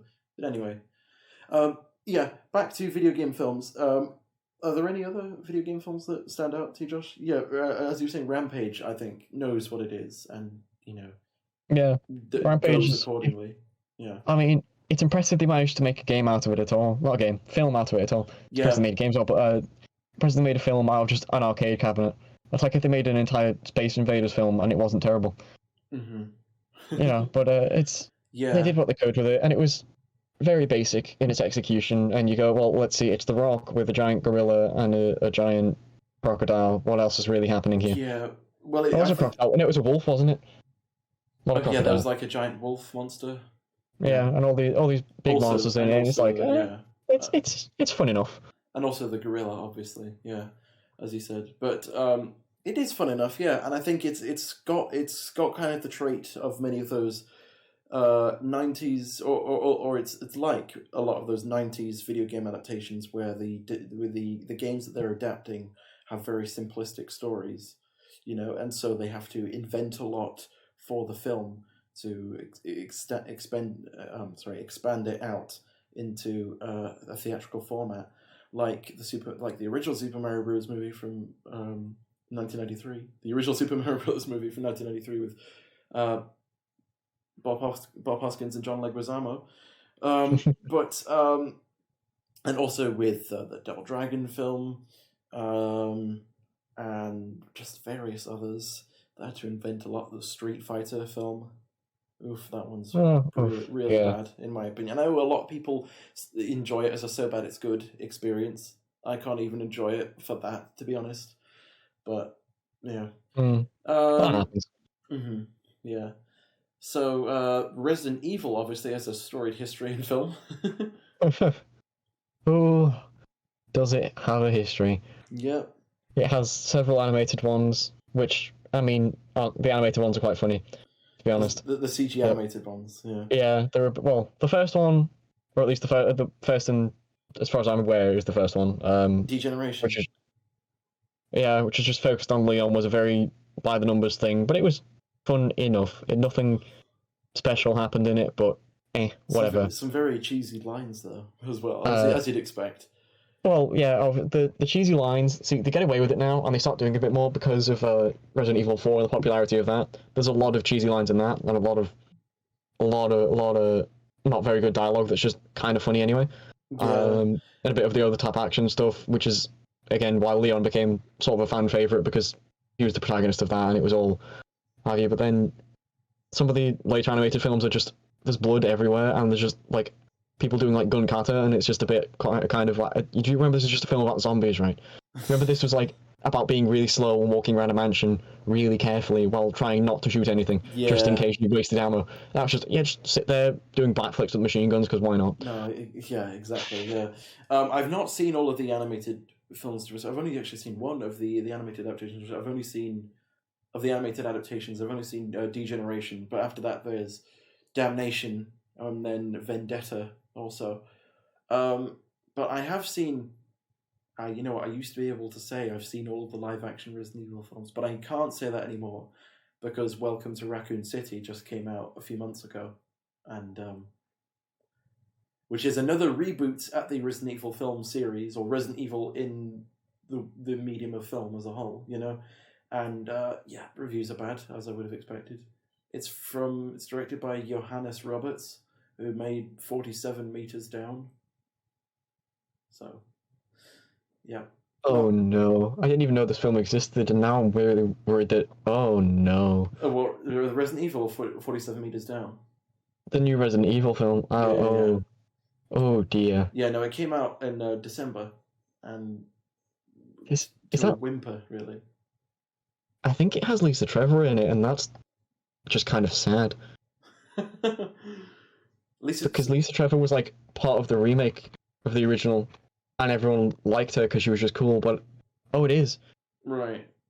It's Lisa Trevor, except she's supposed to be in the center. Unless I don't know. I don't know anything about it, so I couldn't tell you if it's supposed to be set in the Spencer Mansion or not. But she was kind of relevant to the Spencer Mansion for plot reasons, and that's why she was there. There was a whole thing with it. Something tells me they've ruined her, and she won't be as interesting as she was in the game. Mm-hmm. Yeah, I don't know. I would imagine so. Also, I'm not too familiar with the lore or plot of the Resident Evil games, but I have seen all of the Paul W.S. Anderson either directed or produced films, Resident Evil films. Anyway, because obviously he didn't direct every Resident Evil film, but he did at least have a hand in producing or executive producing all of them. And again, he did direct a few. And he did direct a few. So. They follow a completely different plotline, really, but with some familiar characters here and there. So it's it's the whole Alice storyline that they create for the film. With the first film obviously being the whole crew stuck in a facility, including zombies. So it's kind of, I guess, capturing the spirit of the original game, but in a facility instead of a mansion, and with a lot more advanced technology and whatnot. Then Apocalypse, Extinction, Afterlife, they just get completely...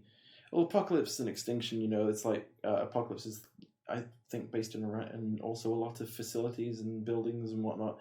Extinction is like a big open road, Mad Max type thing. And then Afterlife is about a bunch of clones of Alice, and same with Retribution, if I remember. And then the final chapter is like kind of back to that big Mad Max landscape, but it's also returning to the location of the first film. And yeah, they're all pretty weak, to be honest. But my favorite probably got to be just probably because of the strength of the action sequences, the some good action sequences. It's got to be, I think, the Resident Evil Extinction, the third film. It's just the most watchable, really, I think. The final chapter is also endlessly watchable as a so bad it's good kind of experience, but it's edited so poorly. so poorly. So badly. I wouldn't know as someone who hasn't watched those. I don't know if I ever will. Yeah, well, fair enough. I think, actually, Josh, I might have showed you a clip of a Resident Evil Final Chapter action scene a few years ago, but that was a few years ago, so I don't blame you for not remembering it. You probably have, and I've seen bits of them before, so I have completely avoided them, and I know Nemesis is in one of them, and that's something to behold, but it's... They're not that good, and I get why they did their own original thing, but yeah, pretty much. So we'll see where the Resident Evil film franchise goes from here. I don't think even in terms of box office that Resident Evil Welcome to Raccoon City was that successful. Oh, I doubt it, considering as someone who's kind of into Resident Evil, admittedly hasn't played a lot of them, but generally keeps up with them best he can. And you've never heard of it until now?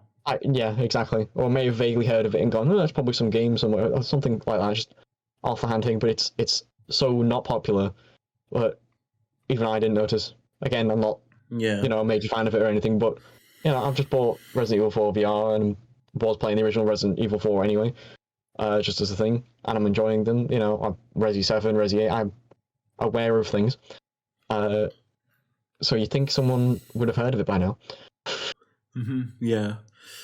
No, exactly. So checking the box office, it has made a little bit more than its budget. $32 million at a budget of $25 million, but obviously the budget doesn't account for marketing costs, which would be quite a bit more. So I guess evidently not, because I didn't hear anything. So they put a poster somewhere and like one trailer, and I went, yeah, that'll do. It's been classed, 50p, yeah, that'd be right. It's been classed as a box office disappointment, and it's technically the lowest grossing film in the Resident Evil franchise. So, so that's something. Yeah. So whether or not another Resident Evil film... Oh, hold on, what's this part of the Wikipedia page? Possible sequel. Oh, no. Director Johannes Roberts stated that if a sequel were to be developed, he would like to adapt the story from Resident Evil Code Veronica and then Resident Evil 4. Oh, God, don't let him. It's based off the fact that this other film hasn't done very well. I would guess they wouldn't actually understand why, the main character spinning around going, where's everybody going? Bingo, is kind of funny. It's not a very good line, but it's quite funny. Mm-hmm. So, it's one of my favourite lines in the entire thing. Is, one of the villains in it, the minor villains, gets called the Big Cheese early on. So the fan nickname for him is just the Big Cheese. He has an actual name. His name's Torres Mendez, but the first time you ever hear him being named anything is, oh no, it's the Big Cheese. And it's great. It's funny. Gosh, but right. No, based off modern things, they probably cut that one out because that wouldn't be funny for anyone. It's not like it's one of the best lines in the entire game, though. Yeah, right. So I've just quickly checked the Wikipedia page for just now, list of films based on video games, because I'm conscious that we're getting into the hour and 25 mark on our podcast, so we might need to wrap things up soon. So for some closing remarks on video game films as a whole, what did we mention? We didn't actually mention that much of us. So we mentioned Resident Evil, Ratchet and Clank, obviously, Mortal Kombat. Um, uh, Josh, by the way, did you ever, by any chance, hear about Werewolves Within? No. Right, because that's the thing. I heard about this film coming out, and I was like, "That's a video game film." And like this, it's like pretty much the first time I think in my life that I've seen a video game film coming out, and I've not known the game that it's based on.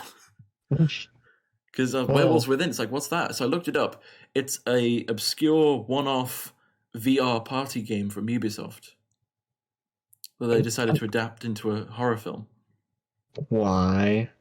I don't know, because then I watched it. I watched the film and like it's mediocre. I did not really get much from it, to be honest. But the reviews are actually quite positive on that one. But yeah, it confuses me why they would go to the trouble of making that and not just make some original, comedy horror film instead. I mean, Yeah. Potentially a name, but also I don't think the extra how much you'd have to pay for the branding or whatever, it was actually made it worth it. Yeah. Obviously, at the end of 2020, there was the Monster Hunter film, which... Oh, yeah. That's another one of those sort of vaguely obscure games you're just kind of going, but why? Yeah. Obviously, I haven't played Monster Hunter's Monster Hunter. Yeah, Monster Hunter's a lot larger now than it was, say, 10 years ago. But, yeah, as in popularity. So they probably got to the point where... I still think, to be honest, making a Monster Hunter film at the time that it was made, it's a big name amongst gamers, amongst people who play video games, but amongst the gaming community, but not a big name, again, to your average person on the street. Because it hasn't done anything, as opposed to like Resident Evil, which sort of made an entire genre and is sort of the pinnacle, I suppose, the pinnacle of horror on the PS1 and things like that, and sort of was a significant step in video game history. Enough that, people outside of the mainstream video game stuff might have heard of it. Yeah. You get Monster Hunter and it's like, okay, so if you play video games, you've probably heard of them. If you haven't, you probably don't care. Yeah, pretty much. And then the best bit is the film had practically nothing to do with the games, and it was like, so what do we have? We have military personnel with guns. I know, and maybe some monsters that people might recognize from the games, but that's it. I know a film based on a game series where you just get loads of different types of swords and bows, and like there's about 30 different types of weapons in the game. None of them are actually guns. Yeah. You had 30 types of weapons to choose from. Some creative ones literally just made for like an in-universe thing, and you said just guns on military people. Why not? Yeah, no, fair enough. Well, some others to mention then. Two here that are actually quite well received, but I found both of them quite middling and mediocre. Those are Detective Pikachu and Sonic the Hedgehog. I half watched Sonic the Hedgehog. It was on during class ones for the sake of it, so no one could actually hear it or really pay attention to it. And it didn't seem awful, but that may just be because Jim Carrey is actually pretty good when he needs to be. Oh, Jim Carrey, whenever you give him a good comedic role, is very good. Or a good dramatic role, to be honest. He's a very good dramatic actor also, as evidenced by films like The Truman Show and Eternal Sunshine of the Spotless Mind. But yeah, I feel like I as a massive Jim Carrey fan, I feel like I was shortchanged in Jim Carrey moments in that film. I think Jim Carrey needed to be in the film more, and what was there was a pretty generic Sonic plot, which I suppose was partially expected, but more egregiously, a lot of really annoying product placements. Like there's, I didn't notice any of them. Again, this was sort of like a in the background thing, so I didn't know. No, that's the thing. There's two scenes in particular, right? There's one where early on, the police officer whose name I forget, his wife talks about moving to a new house, and she specifically has to mention that she was looking at houses on Zillow. And he's like, I was looking at some houses on Zillow, shot of the computer on Zillow, and I was like, oh god, I feel like I'm watching an ad here. And then because it was. Yeah, and then later on, there's another one where it's like, all right, technically a spoiler. So again, spoilers for Sonic the Hedgehog 2020, the 2020 film, Sonic the Hedgehog. There's your warning. 3, 2, 1. So Sonic the Hedgehog has a scene towards the end, after the massive sort of... actually, sorry, Josh, do you mind me spoiling this quick product placement seen? No, I'll be honest with you. I'm not exactly going to be horrified if I'm spoiled for the events of the Sonic the Hedgehog movie. Okay, It's, all right. it's a Sonic the Hedgehog movie. Yeah, fair enough. Anyway, so after the events at the end of the film happen, one of the a police officer comes in to sort of award the main characters with, or was it the main human characters anyway, with a medal for their service protecting the world and whatnot, blah blah blah blah blah. And they're like, oh, what is it? What's the gift? And you know what it is? It's a voucher for Olive Garden. And I was like, what the hell? It's funny because Olive Garden. I know, because then they're like, he's like, a voucher for Olive Garden? And he's like, have you tried their never-ending pasta bowl? It never ends. I'm like, why is this in the film? Because it's the only way they're getting money for a Sonic the Hedgehog film. It's So so for all reshoots and all the redoing the CGI, they had to get money from somewhere. I know. Well, obviously, I mean, sorry, I don't mean obviously. I mean, honestly, all of that, just blatant product placement. Yeah, it annoyed me. Another one, I will only mention a few more here, and then I think we'll wrap up. But you ever played the mobile game Dead Trigger, Josh? No, unsurprisingly. Yeah, well, fair enough. It's a pretty average zombie first-person shooter for mobile, developed by Madfinger Games. Sounds like it. Not once when I was playing that game. The thought didn't even come into my head of this should be a film, and lo and behold, it's a film. And I feel like half these films are just going to be this minor app that was released that no one paid attention to. Also got a film for some reason. Well, the only thing is that I think it had over 1 million downloads or something, so it was vaguely popular.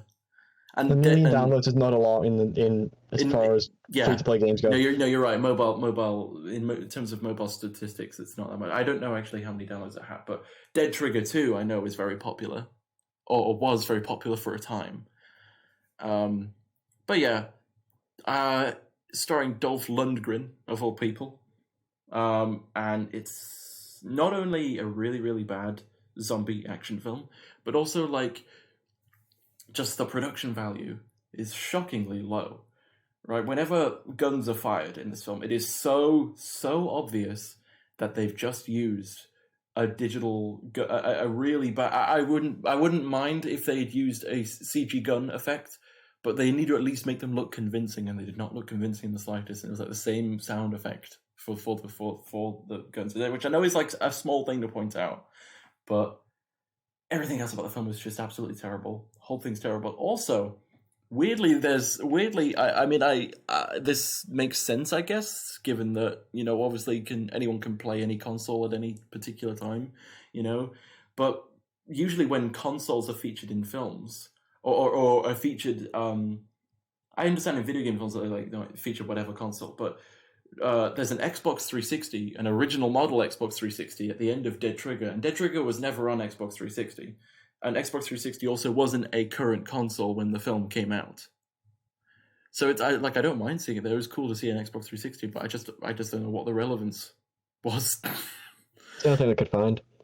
Probably, yeah, maybe. Because the other thing is that this film was it was first shown in 2017 and then didn't make it to a home video and streaming release until 2019, so they just sat on it for that much.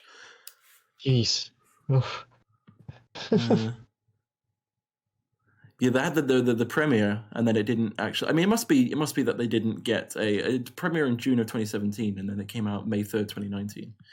So it was probably that they couldn't find a distributor in time. In that time, it's everyone was like, Dead Trigger, nah, not interested. Anyways, yeah. So some others. Have you seen the Hitman films, Josh?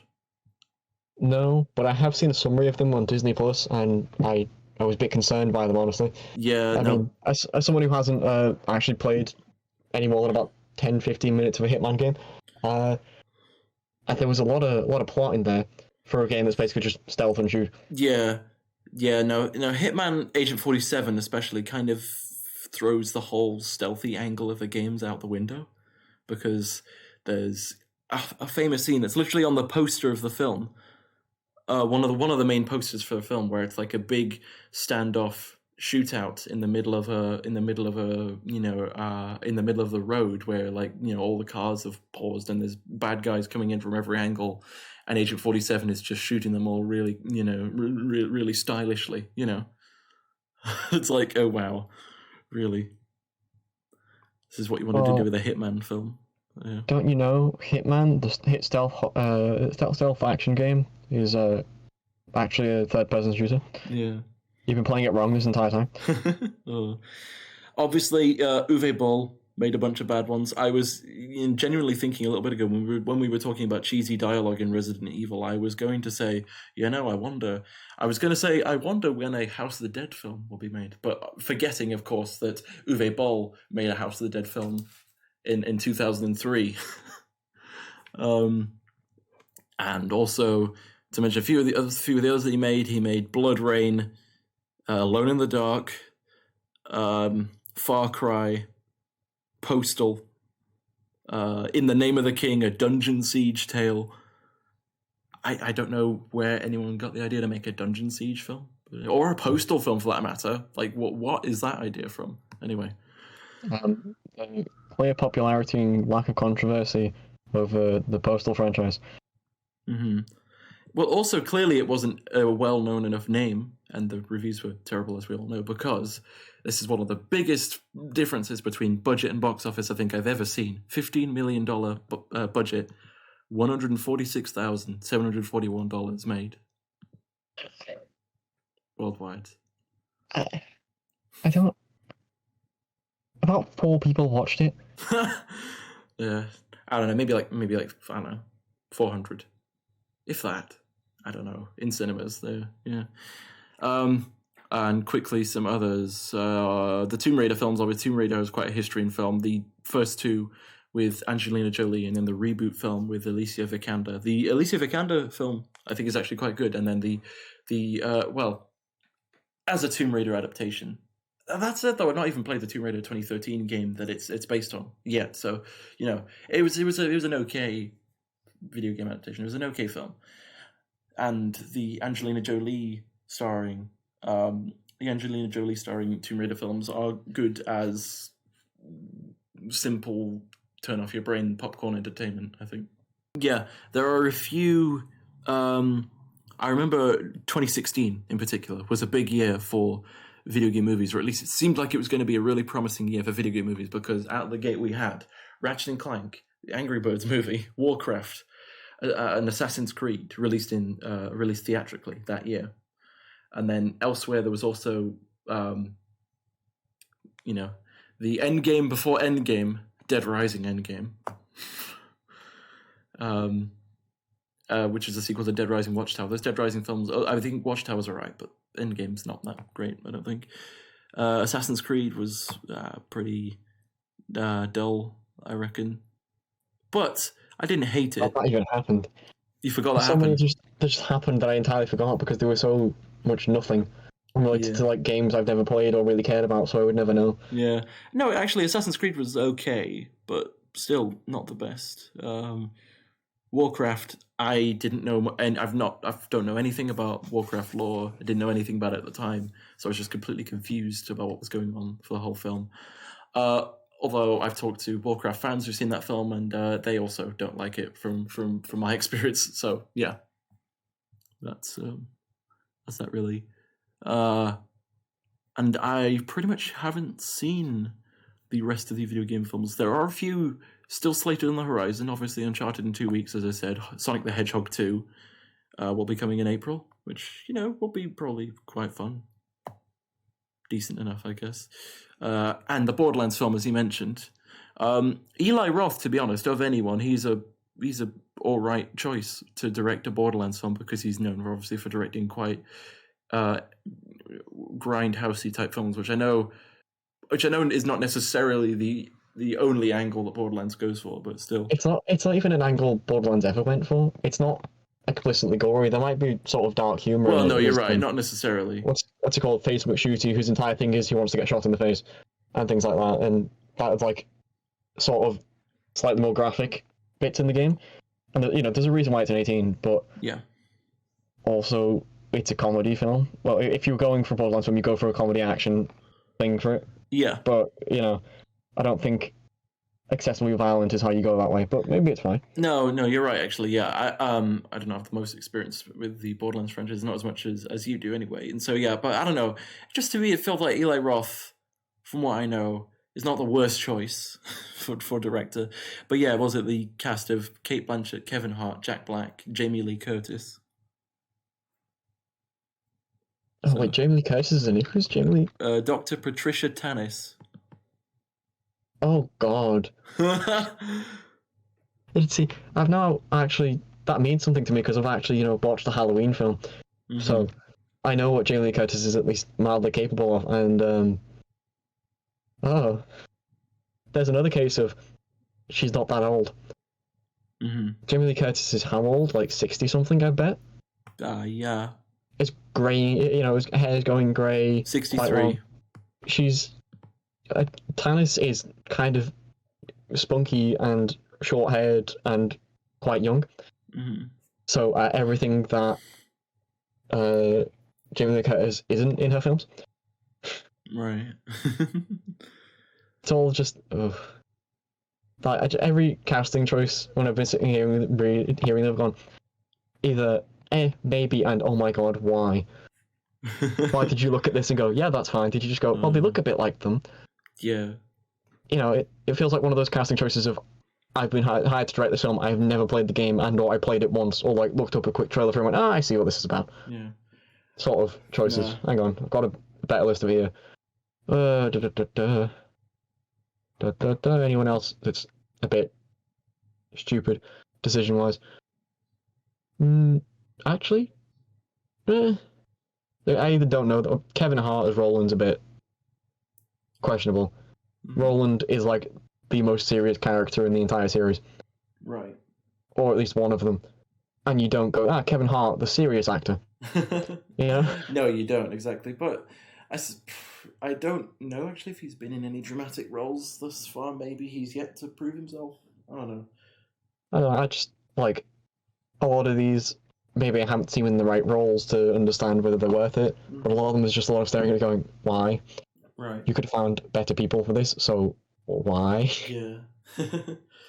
I don't know. I'm also a bit mixed on whether that Borderlands film, the Borderlands film, will be any good or not. As I am also mixed on whether any of these will be good that are upcoming. Five Nights at Freddy's. That's one that's been in the works since 2015, and we've still not seen it.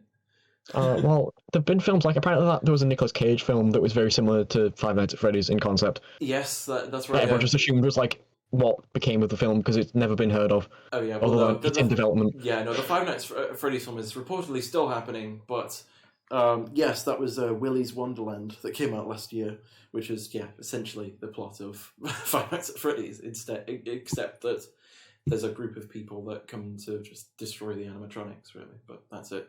Anyway. Other game franchises that are reportedly being adapted, but to be honest, I feel like we'll probably see like 3 of these or 4 of these maximum, and the rest will just remain in development hell or will get cancelled. Because that's just, I don't know what you think about this, Josh, but that's just kind of, to me, the nature of a lot of these video game adaptations. They get announced and they never go anywhere.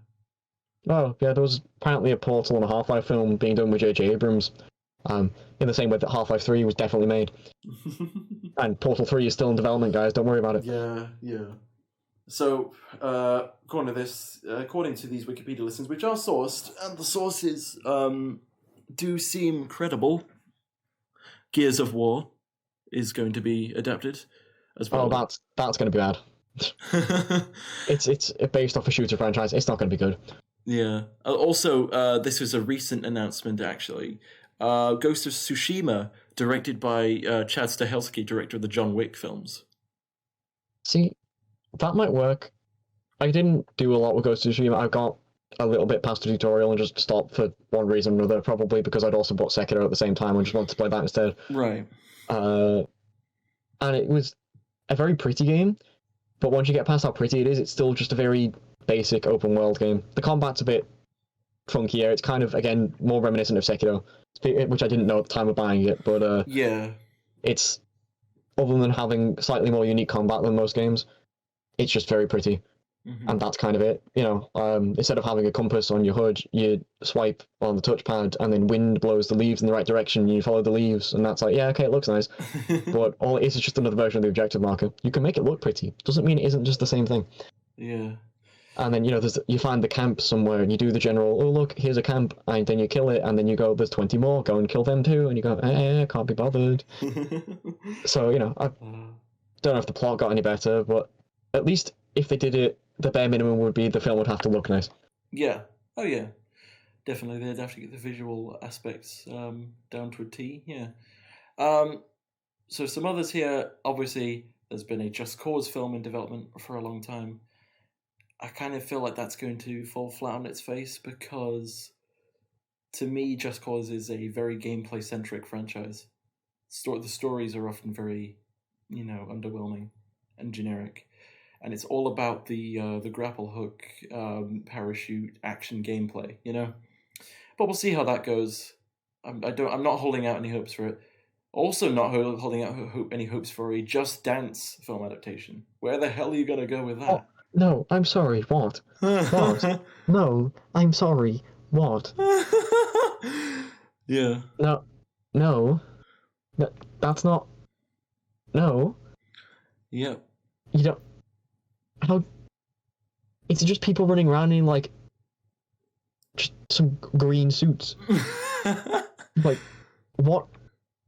What is the movie? No. What's it about? Where's the plot? What do you do? We've not really heard much about this. Not much about this. It's just Screen Gems and Sony. Well, Screen Gems as a Sony company are going to be producing. Wins the deal to turn Ubisoft video game Just Dance into a movie. You know what? Let me get this in a. Let me read this article. It's like you've tried to turn Guitar Hero into a movie. What would you do? Mm-hmm. The game is about playing a guitar. Well, that's true, yeah. I guess he just makes some sort of generic music film, really, about people performing music, and just call it Guitar Hero, Well, yeah, but then it's not Guitar Hero, is it? Guitar Hero's thing is being a rhythm game. You take away the rhythm game bit, it's no longer Guitar Hero. It's that's just true. Music. Yeah. It's just, I don't know, guitar concert watching. Yeah. I'm trying to see what do we got here.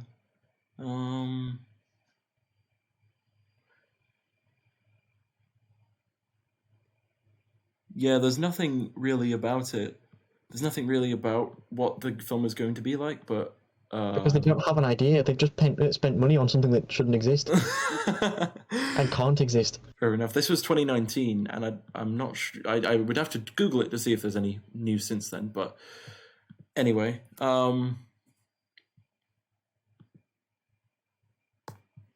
yeah, there's a few more absolute stingers here, if you can call them that. Those being Mega Man, Minecraft. We knew about the Minecraft film. That's been in development for many years. Same with Metal Gear Solid. We've known that's been in development for many years. And Mortal Kombat 2. And as you said, Portal. That's been in development for a while. Is it still considered in development and not cancelled? Well, according to these Wikipedia articles, and where is it here? Okay, yeah, so 2013, J.J. Abrams and Gabe Newell in talks, tease Bad Robot game and Half-Life or Portal movie. 2021, Portal movie still live in development at Warner Brothers, says producer J.J. Abrams. 8 years later. He's like, we're still doing it, everyone. Yeah, after almost a decade. It's great. They managed to make a game that'll never come out and a film that'll never come out. Yeah. Also, alright, now, I think I know the reason why this is coming. Minions are so popular, so why not a Rabbids film? Of course. And, once again, this is quite funny, actually, because earlier you were joking about Space Invaders? Oh, no. Untitled Space Invaders film. No. Did they not see Pixels? Did they remember Pixels coming out? Do you remember the horrors of Pixels when that came out? And the fact that was the best thing you could do to adapt something like Pac-Man or Space Invaders or any retro game into a film because there isn't a plot. Yeah. Because not much more than you can make like a short film, maybe, just like a sort of student short film. Let's adapt it and show off our VFX skills. You can't make an actual hour-and-a-half long theatrical release out of it. Yeah. Ever. Well, which actually, I mean, I don't know. Maybe I don't know if you were referencing this with that, but obviously, Pixels, the Adam Sandler starring film, Chris Columbus directed it, was an adaptation of a short film just about video game characters invading a city, and like 2 minutes long, if that. I actually wasn't referring to that, but I'll take it. Yeah, it's like 2 to 3 minutes long, and it's just video game characters invade a city, and the visuals are pretty cool. And from there, Sony came in and said, "Let's make a feature out of that." And I was like, "Oh god, fine." Tomb Raider Obsidian, yeah, the sequel to Tomb Raider with Alicia Vikander, it'll probably still be quite good. A Saints Row film, and finally, there's the last one I'll mention because we are running a bit late now. I suppose you will have seen this story, Josh, given you're a fan of this franchise, but this is probably something I read and then promptly forgot about. A Yakuza film. It is already a Yakuza film that exists. Oh. It's got the best thing ever. It's got a man with an eye patch peeking around the corner with his eye patch eye, so he literally can't see anything. Is this like a live action Japanese adaptation? Yeah, live action Japanese film based on the first game and covers the plot of the first game. Well, there you go. Yeah, I haven't watched it specifically myself, but I've seen clips and people reacting to it and what have you on my travels through the internet. Oh yes, of course. I saw. It's interesting to say the least. I see that. Yeah, right. Takashi Miike made it, and he's a very prolific Japanese director. Like a Dragon, it's called. It's just the only thing that properly sticks with me throughout from everything I've seen in it is the guy wearing an eye patch sticking out of the corner to try and stare at someone sneakily with his eye patch eye, and apparently no one caught on to the fact that he wouldn't be able to see anything at all. Right. It's like he could poke out the other side of the room from a different corner with his his working eye, but no, we're going to make him poke out with the eye he can't see out of. And not just as like a cool thing, he canonically lost his eye and does not have an eye there anymore. He's not just wearing it to look nice, and then he can take it off and go, haha, look at me, it was a ruse all along. He can't see out of that eye, period. So why they decided that was the best way to have him come into a scene, I don't know. Oh, right. Yeah. So, reading into this is the new Yakuza adaptation produced by American studios this time. Oh god. So we'll see how that goes. In cooperation with Sega, at least. That doesn't make a difference. What makes Yakuza as a series stand out is how Japanese it is. Mm-hmm. When you can go up to someone, oh yeah, it's like Japanese GTA, and to the minimalist extent, yes, but it's so much more than that. And what makes it stand out has nothing to do with the fact that it's just an open world action game. It's funny. The writing is funny, and the plot and all the things that happen in it would only happen in a Japanese game. It's one of those very much only in Japan sort of things. So making it westernized would ruin everything. Mm-hmm. Yakuza Kiwami introduced something called the Majima Everywhere mechanic. Yeah. Where there's a random chance, effectively a mini boss / real boss by the time the end of the game comes around. Just pops up out of a bin, and it's just funny. Yeah. Because you mind your own business, and then you go, what's with this manhole cover? And then your arch nemesis will appear out of this manhole cover with it still on his head, just rise out of the ground, and then just start doing a boss fight. Right. But they're not going to do that in the film, so there you go. Right, yeah. Well, to me, it reeks a bit of the American Ghost in the Shell adaptation. That's all I can really say, really. Don't remind me of that film. Right, yeah, sorry. So, there's a lot of controversy about the fact we've whitewashed the main cast. I know, we'll make it part of the film. Hear me out on this one, and this is going to blow your mind. Get a Japanese actress in when they complain. Because it is a Japanese film, set in Japan. Yeah. Don't try and whitewash it just because, Scarlett Johansson's in it. Great. There's also Japanese actors out there. Mm-hmm. Oh, but she's pretty. Great. Get a pretty Japanese actor if that's the problem. Mm-hmm. Shed the light, use this people did not watch the original Ghost in the Shell because it had a pretty American woman in it. They watched it because it was a fantastic film. And also for the the world it creates and the plot, characters, world building and whatnot. It inspired The Matrix. If you want the level of importance it is to things, it inspired The Matrix. The whole green text thing with the falling text in the credits, that came from the Ghost in the Shell opening credits. Never mind the whole, cyborg, what it means to be human, route it goes down. That's, Yeah. Which, of course, something that is something that it was inspired by, that it was inspired through Blade Runner, from which it was inspired. Yeah, it's the best comparison you could make to it is sort of Japanese Blade Runner. But then, if you want the true Japanese Blade Runner, it'd be somewhere between a combination of like Akira and Ghost in the Shell at the same time. Except there is a Blade Runner anime recently, isn't there? Or is that Western produced? I don't know the exact specific behind it, but yes, there was some anime. But it's anime in the sense that it is probably dubbed in Japanese. Right. And that's probably about it, because it's 3D CG stuff, so it's not really anime. But all right, well, fair enough. Yeah. Right. Well, I'm surprised we've how long we've been talking.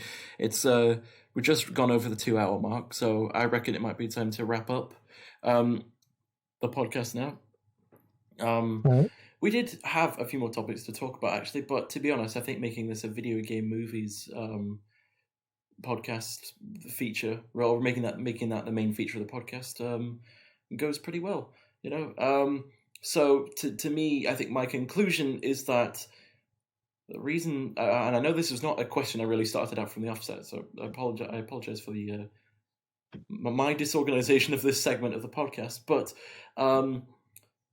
I don't know, to make a good, I don't know if a really, really excellent video game film can be made just because of how so many games are appealing because of what makes them games, because of either gameplay or the way, or for more cinematic games, like obviously HBO is developing a Last of Us TV series currently, and I'm not holding out too much hope for that, because the real the brilliance of The Last of Us is being able to interact with these characters and go through and play through the story, and have it be an active experience rather than you just watching it as a passive observer. And that, I think, is just the core concept of why so many video game films fail. There are definitely some concepts I think that could make for decent enough video game films, but just the nature of the two mediums, I think, I don't know. To conclude as well with this Uncharted film that's coming out, the trailers give you an impression that it's going to be sort of a wacky, really fun adventure film where, bad guys and fun quips of humor and whatnot. And yeah, sure, you get the eccentric bad guys in the original Uncharted trilogy, and you get the humor throughout the whole series, But what you do get also in Uncharted is a real emotional investment in the characters and some very deeply emotional scenes, And I really do think they are not going to explore that at all in the film. I don't get any sort of sense at all that they're going to either have the amazingly emotional music of Uncharted franchise or the emotional character development sequences of character development, So yeah, just emotional character interactions and the more intense plot heavy thematic sequences. I just don't think they're going to have that. But all remains to be seen. That remains to be seen, because I will be going to see this film. Partially because, having just upgraded Uncharted 4 Thieves End and my PS4 copy of Uncharted The Lost Legacy to the Uncharted Legacy of Thieves collection for PS5, it comes with, if you buy it in the first week, it actually comes with one ticket to see Uncharted at a Cineworld cinema. So I'll take them up on that offer. I will use that one ticket to see the film, and I'll see if it's any good. I'm not holding out much hope for it, but let's hope for the best. Anyway, any closing thoughts, Josh? None particularly, other than good luck with the Uncharted film, because yeah, I don't have the best feeling about it, and that's even considering the fact that I didn't think the games were anything too special. Right. Fair enough. Yeah. No, I get where you're coming from totally. I am a huge fan of the game series, but I'm really not holding out much hope for this film. But I would like to be proven wrong. So yeah, I think that's it, everyone. Thank you all for tuning in. So I hope you all enjoyed the format of Film Nerd Central. Sorry it was perhaps a little bit unstructured, but hope you enjoyed us both just, having a lengthy conversation about films and video game films mostly. And so, thank you all for tuning in. I say that like it's radio. But anyway, thank you all for watching this podcast on YouTube. Feel free to subscribe to Crunch Crowd on YouTube. Follow us on Twitch if you want to, and same with our Twitter, Instagram, and yes, TikTok pages. We do have all of those, and you feel free to follow us on any of those if you want. Me personally, you can follow me on Instagram at CrunchCrowdOB, and on Twitter at OBFilmic, although I do not post very often on Twitter. Thank you for watching, everyone. Any last things you want to say, Josh? No, I'm good, other than, bye. All right. Yeah, I think that's it. Thank you all for watching, and bye, everyone. Obviously, Trophy Tuesdays is back next Tuesday. I will be returning with another game to play for Trophy Tuesdays, so stay tuned for that Tuesday at 7 p.m. And other than that, bye, everyone. Bye.